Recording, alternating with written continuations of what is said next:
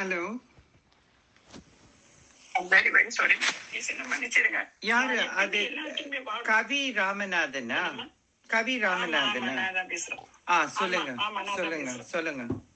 இல்ல, நான் உங்களோட இதை பார்த்துட்டு கோமெண்ட்ல வாடா போடான்னு போட்டிருக்கேன்னு நீங்க தப்பா நினைச்சுக்காதீங்க. ஏன்னா நான் எல்லாத்தையும் வாடா வா சரி, அதே மாதிரி நான் எல்லாரையும் கூப்பிடும் போது, பெண்களை கூப்பிடும் போது தேவடியால வேச மகளே இன்னைக்கு கூப்பிட்டா அதே மாதிரி உங்களையும் கூப்பிடலாமாங்க? தேவடியா வேச மகன்னு.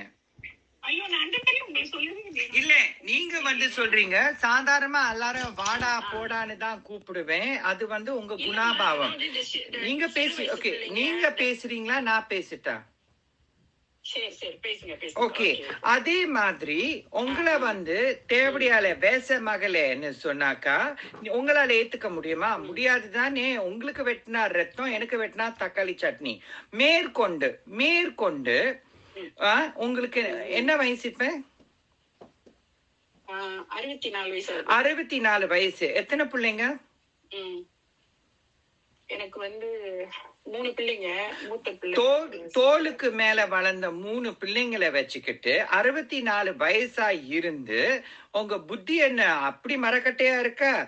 என்னடா நீ போய் எல்லாம் வெளியே மக்களுக்கு ஒரு வேலை சாப்பாடு போட்டு ஈசனோட ஆசீர்வாதம் உனக்கு கிடைக்கும். புரியுதா? நீங்க என்ற சொல்லலாம், அன்னதானமும் செய்யுங்க. இது ஒரு புண்ணியமா போட்டு, இது படிச்சவங்களும் பண்புள்ளவங்களும் பேசுற பேச்சு. அது என்னால ஏத்துக்க முடியும். ஆனா எடுத்தோன்னே என்னடா நீ போய் அது பேசுறதுக்கு அதிகாரம் உங்களுக்கு யார் கொடுத்தது? மேற்கொண்டு நான் ஒரு திருநங்கை. ஒரு பெண்ணை தப்பி தவறி வாடா போடான்னு கூப்பிட்டாலும் மன்னிப்போம், மறப்போம். ஒரு திருநங்கைன்னு தெரிஞ்சு என்ன டான்னு கூப்பிட்டா அப்ப நாங்க சிகிச்சை செஞ்சு சமுதாயத்துல பெண்ணா வாழ்ந்து நாங்க கட்டுற புடவைக்கு என்ன மரியாதை? என்ன மரியாதை? இப்படியா நீங்களாம் மெசேஜ் எல்லாம் போடுவீங்க? இங்கிதம் புரியாம நான் தெரியாம கேக்குறேன். முன்ன பின்ன இங்க பாருங்க, முன்ன பின்ன நான் உங்களை சீண்டினா, அதாவது கவி ராமநாதன், நான் உங்களை சீண்டினா நீங்க என் மேல சீரத்துல தப்பே இல்லை. ஏன்னா தப்பு என் மேல. என்னோட கொள்கை என்னன்னா, எனக்கு வயசு சின்னவங்களா இருந்தாலும் எனக்கு விட வயசு மூத்தவங்களா இருந்தாலும் மரியாதைங்கிறது சபை பழக்கம், சபை மரியாதைங்கிறது பொது. புரியுதா? நான் தமிழ் ஸ்கூல்ல படிச்சேனோ இங்கிலீஷ் ஸ்கூல்ல படிச்சேனோ, that's not the matter. The fact is that நான் பேசுற விதத்தை பார்த்து இங்க பிரச்சனை இல்ல. பேசுறத பார்த்தா நானும் தமிழ் ஸ்கூல் படிச்சுதான் வந்தேன். நான் என்ன மாதிரியான ஒரு முட்டாளான காரியத்தை செஞ்சிருக்கேன்னு இப்பதான் புரியுதா? தப்பு செஞ்சா அதுக்கு தண்டனை உண்டு. லட்டு திண்டா லபடா திங்கணும். இப்ப எப்படி உங்களுக்கு வலிக்குது? எனக்கு எவ்வளவு வலிச்சிருக்கும். எனக்குன்னு இங்க பாருங்க, எனக்குன்னு திருநங்கை பிள்ளைங்களும் இருக்காங்க, ஆம்பளை பசங்களும் இருக்கிறாங்க, பொம்பளை பசங்களும் இருக்கிறாங்க, எனக்கு தாலி கட்டின புருஷனும் இருக்கிறான், உற்றார் உறவினர் இருக்காங்க, கூட பிறந்த பொறப்பெல்லாம் இருக்கிறாங்க. இவங்கெல்லாம் அந்த மெசேஜ படிச்சா அவங்க மனசு எவ்வளவு வலிக்கும்? நீங்க என்ன சொன்னீங்க? உங்க மக உங்க வீட்டுல உங்களை ஏசி போட்டுட்டு உங்க வீட்டு வாசப்படியை மிதிக்க மாட்டேன்னு சொல்லிட்டு போயிட்டா உங்க மக. இது என்னோட உற்றார் உறவினர்கள், என்னோட பசங்களுக்கு அவங்க மனசு எவ்வளவு வலிக்கும்? அம்மா சமுதாயத்துல திருநங்கையா மதிப்பும் மரியாதையும் நல்ல எடுத்துக்காட்டா வாழ்ற எங்க அம்மாவை பார்த்து இந்த மனசு எப்படி என்ன டான்னு கூப்பிட முடியும்? ஆனா இங்க நான் சொல்றேன், இந்த தப்பு செஞ்ச தப்புக்கு ஒரு தண்டனை இருக்கு. காலதேவனோ நீதி பகவானோ அதுக்கு தகுந்த கூலியம் கொடுப்பா. நீங்க வணங்குற ஈசனும் அதுக்கு தகுந்த கூலிய கொடுப்பா. இப்ப பெத்த மகளே நீங்க ஒரு அவமான சின்னன்னு நினைச்சிட்டு உங்க வீடு வாசலே மிதிக்க கூடாதுன்னு அவ போயிட்டா. இது அந்த ஈசனோட செயல். புரியுதா?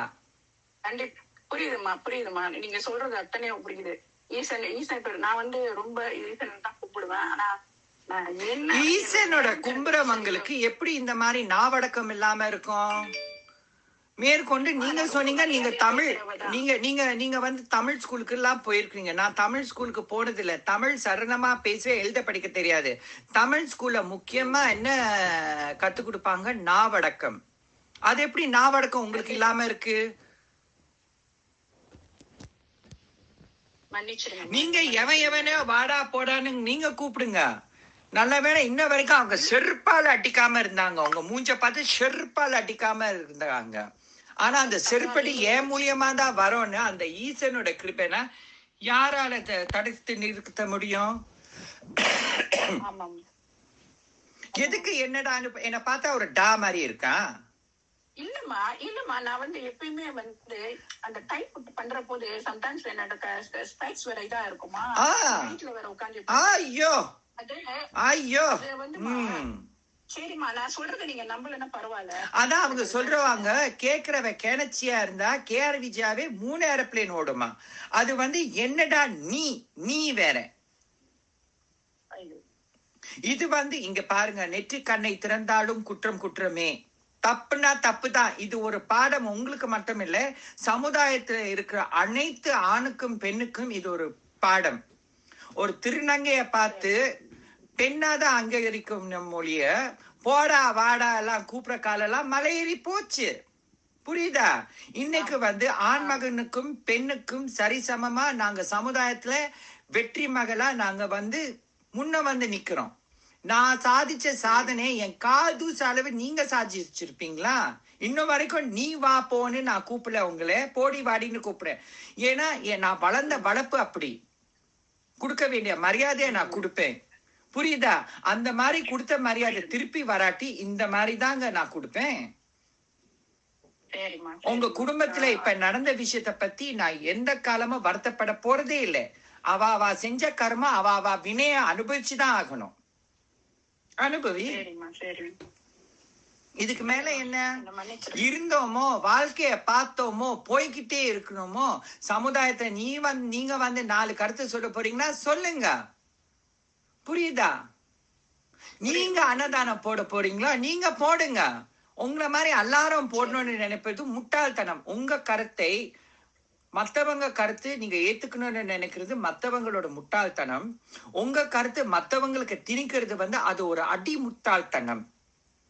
புரியுதா? இப்ப பாத்தியா, குடும்பத்தையே நான் வச்சு கிழிச்சுட்டேன். உங்க மேல எவ்வளவு அழுக்கு இருக்கும் போது இதெல்லாம் தேவையா உனக்கு?